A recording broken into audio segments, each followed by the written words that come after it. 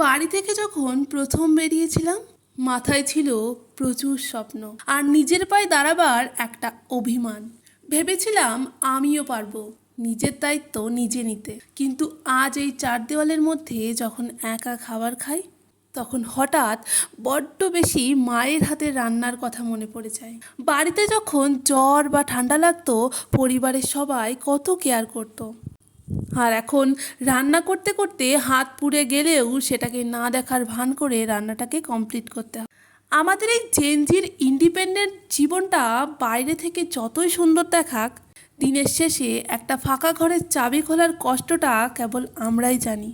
কিন্তু তারপরেও আয়নায় নিজেকে দেখি, যেই মেয়েটা রান্না করতে পারতো না, নিজের কাজ কিছুই করতে পারতো না, সেই মেয়েটা আজ এই একলা শহরে নিজের সব কিছু সামলে নেয়। পরিবারের থেকে দূরে থাকাটা ঘর ছাড়া করেছে ঠিকই, কিন্তু অনেকখানি শক্তি দিয়েছে একা লড়াই করার।